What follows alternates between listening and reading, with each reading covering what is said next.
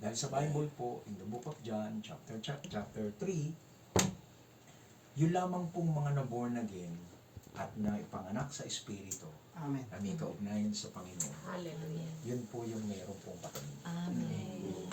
Amen po ba? Amen. At naniniwala po ako sa oras pong ito sa ating kalagitnaan, halos lahat po tayo ay mga mananampalataya. Amen. Amen. Ito pong word na to, naniniwala po ako na ito po yung word ng Lord sa atin. Amen. Makinig ang Makinig. makinig. Amen. Dahil meron po nakikinig, di naman nakikinig. Mm. Meron ganito lang po yan. Meron natutulog Hindi naman tulog. na hindi naman tulog. Ang totoo pong tulog, pag sinabi mong gumising, gigising yan. Pero yung nagtutulog-tulugan, Hirap gisingin. ay hirap gisingin. Mm. Kaya sa gabi nito, I do believe, ito pong pagkakataong ito, mayroon pong ginigising sa atin. Amen. Amen. Hindi po aksidente po ito. Sa totoo lang po. 100.1%. Amen. Hindi ko po alam kung sino po yung kinakausap ng Diyos sa oras po ito. Amen. Pero isa lang po yung sinasabi na yun. Makinig ka na. Amen. Dahil may plano ang Diyos. Amen. Amen. Sabi po ng Jeremiah 29 verse 11, for I know the plans For you. for you, not to harm you, but to prosper you. So ang Diyos po, kailanman, hindi po nagplano ng pangit sa atin. Amen. Amen. Tandaan niyo po, lahat po tayong mga mananampalataya na tumanggap kay Kristo at nagkaroon ng kaugnayan sa Panginoon, kailanman po hindi nag-isip ng pangit sa atin. Amen. Amen. Ano po ang prueba, Pastor, na hindi kailanman nag-isip sa atin ng pangit ang Diyos?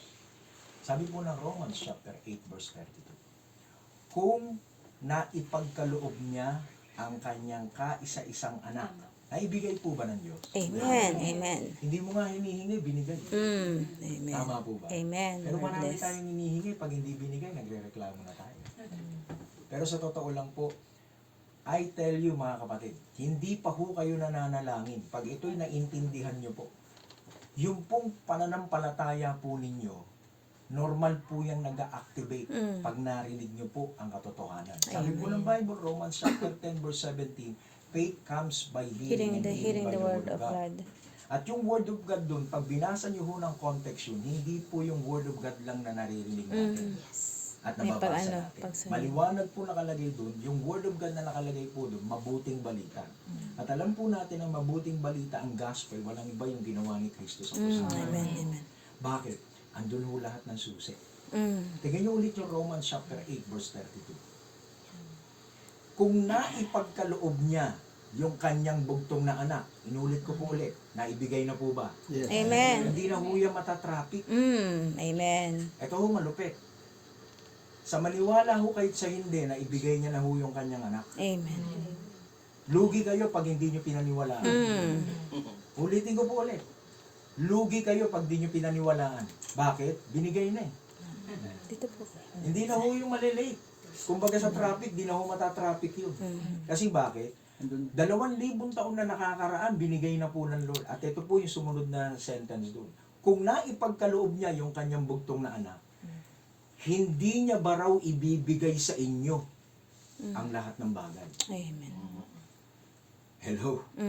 Kaya kung pag-uusapan po yung ganda ng buhay, plano ng Diyos sa atin, alalahanin niyo po yung binigay ng Diyos. Walang iba kundi si Kristo. Amen. Pag naintindihan niyo po yan, hindi po kayo susuntok sa hangin araw-araw. Lalong-lalo na po yung mga kapatid po namin dito sa Macau. Lalong-lalo na po yung naghahanap ng trabaho. Lalong-lalo na po tumitingin ng tinatawag na karir. I tell you, pag naintindihan niyo po, yung pong ginawa ng Diyos sa magitan ng pinagkaloob niya yung kanyang bugtong na anak, Amen. sinusure po ng Panginoon.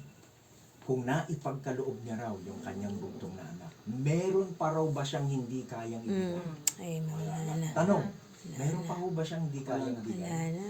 Kaya alam niyo po, yung pagrereklamo, wala ho dapat sa mga mananampalataya. Amen. I tell you, dinadaya. Kanina maganda yung word na sinabi ni, Yeah, I ni agree. Pastor Berky, ano ulit? Pastora. Divine. Oo. Minsan ho, sa totoo lang, marami hong ginagawa ang demonyo, niloloko lang tayo. Dahil sa totoo lang po, Sabi ng Bible, si Satanas po o ang mga demonyo po, yan po ay talunan na 2,000 taon na nakaraan. Amen. Amen. Ang kailangan lang po, balikan ninyo yung salita ng Diyos at paniwalaan niyo po yun. Amen. Amen? Amen. I tell you po mga kapatid, no? Ang Panginoon po pagkatapos niya namatay, nabuhay na muli, umakyat po sa langit. Ang sabi po ng Book of Hebrews, umupo daw po siya. Saka ng At luklukan. hinihintay niyang mapasuko ang lahat ng kaaway niya. Alam niyo, sabi po ng Romans chapter 19. Okay? Romans chapter 19. And the God of peace will soon crush Satan. Ay, kala ko ba, napagtagumpayan ng Lord, bakit may soon crush Satan pa? Pero may kasunod po yun. Soon crush Satan in your feet. Patutunayan po ng Lord na matatalo niyo po siya. Amen. Parang ganito po yan. Nakakita na kayo ng pinanganak na bata. Di ba? Apo. Okay? Bibihira po yung lumalabas yung una paa. At nauuna po Suhit ulo. ulo. Tama po ba? Yan po ang normal. Sa Bible po, pag sinasabi ko sino yung ulo, yan si Kristo. Amen. At yung katawan, tayo. Kung si Kristo po lumabas, nagtagumpay, titiyakin po ng Panginoon sa inyo, mananagumpay din ang katawan. Amen. Amen. Kaya I tell you po this time, makinig po ang may pakinig. Amen. Dahil sa totoo lang po, lahat ng bagay ng pinagkaloob ni Jesus na ng Ama ang kanyang bugtong na anak, binigay na po sa ating lahat. Amen. Huwag niyo hong ipapaangkin sa demonyo ang hindi kanya. Amen. Amen. I tell you mga kapatid, sabi niya, for I know the plans for you, not to harm you, but to prosper you. Amen. Amen. Amen? Naalala niyo si ano? Naalala niyo po, dito ko po tatapusin. Naalala niyo po si Joseph, the dreamer? No? Pag binasa niyo po yun, ay Ganda grabe ng po. ano niya. Ang description po ng Bible sa kanya, habang siya ay alipin, habang siya ay binebenta na nakahubot, tubad. Di ba? Tinetrade po siya eh. Dahil binenta siya ng mga kapatid niya, dinala siya sa Ehipto, nilayo sa pamilya, binenta, nasa ibang lugar. Nakulong. Pero alam niyo, ano sabi po ng Diyos o paningin ng Diyos sa kanya? Sabi niya, God is with Joseph Amen. and he is a prosperous man. Amen. Binibenta po yun. Pero ang description po ng Bible, prosperous siyang tao. Amen. Bakit? Iba ho ang tingin ng Diyos, iba sa tingin ng tao. Amen. Tandaan niyo po mga magulang at mga kapatid, maging po sa atin po mga kapatid dito sa Macau, hindi ho kayo susuntok sa hangin. Amen. Amen. Meron pong plano ang Diyos kaya Amen. kayo dito. Amen. At unang-una po hindi magkamal ng pera. Dahil ang pera ho, sa Kingdom of God, ang pinakamaliit ho, pera. Di ba? Dito sa lupa, dito yan. Kaya kapag ka ikaw, nag-Kingdom of God ka, hindi mo hahanapin ang pera. Oh, Ang pera ho ang nag Susunod. Susunod. Amen.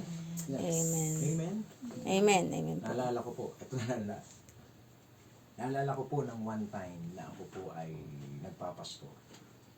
Maganda po naman ang trabaho ko, tulad ng sinabi ni Pastor kanina, ganun din siya, natrabaho. Eh, ba talaga pag tinawag? Pag tinawag ka, marami kang plano, pero iba yung plano ng Diyos.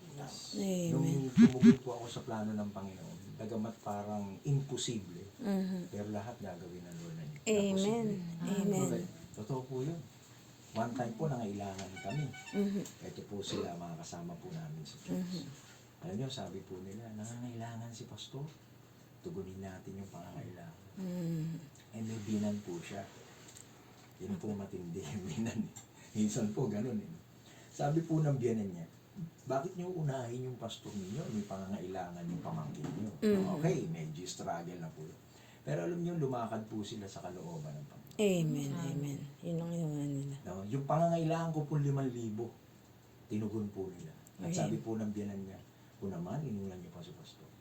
Pero alam niyo, praise be to God. Yung binan niya po, iba na ho ngayon ang sinasabi. Amen. After po nun, no? Pagkatapos po nila kaming tulungan, at sila po ay nag-grocery sa Pure Gold. 2012. 2012. Yan, 2012. Nag-grocery sa Pure Gold. Ang dami naman namimili ron. Yung po resibo niya, nahinulog sa ano, Drop box. Nanalo. Nanalo po sila. Praise Alam niyo God. magkano? Kalahating milyon. Praise God. Wow. 2012 pa, Pastor. Diba? Alam niyo, yung po, Yung 5,000, naging yung kalahati. pong ginan po niya, ganito na ho naging bukang bibig. Ang sarap palang pagpalain ng Pasko. Amen. Amen. Amen. Di ba ho, ang tingin ng tao sa tingin ng Diyos. Amen. Tandaan niyo po, kung hahabulin ng latin pera, Alam. na-miss niyo po yung buhay. Mhm. Tandaan niyo po, sabi na Lord, pumunta ako rito para magbigay ng buhay. At Amen. buhay na Walang ganap. hanggan. At Kasiyasiya. pag sinabi pong ganap at kasiyasiya, pati po karamdaman, sagot yan. Amen. Kagalingan ni nanay. Oo.